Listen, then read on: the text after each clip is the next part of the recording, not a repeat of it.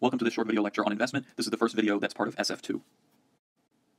So investment is important, not because it's a particularly large part of aggregate expenditure and aggregate demand, but because it's the most volatile component of aggregate demand. So when we're thinking about business cycles, we know that total expenditure is going up when the economy's booming, and it's going down when the economy's doing poor, and it's sort of rocking all over the place around this average level. The main variable that's changing a lot over this business cycle, increasing in booms and decreasing in busts, is investment. And it's important to remember this fact. Investment is the most volatile part of the components of aggregate expenditure.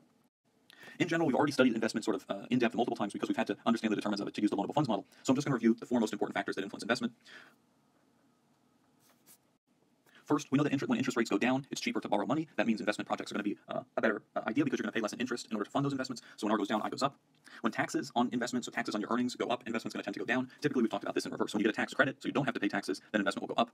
These two factors are new. Now we're taking into account that when income is high, consumers are going to want to buy a lot and consume a lot. That means that businesses are going to need to expand their production and build new plants and factories and houses for people to live in. So investment's going to go up when income goes up.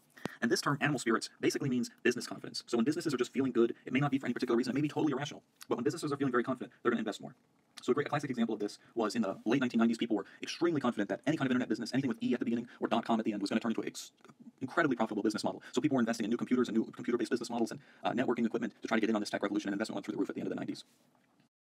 So here's two questions to test your understanding of investment. Again, investment is important indirectly because you will need to know how investment changes to understand how aggregate demand changes, since investment is a component of aggregate demand, and in particular is the most volatile component of aggregate demand. So it's very important to explaining business cycles.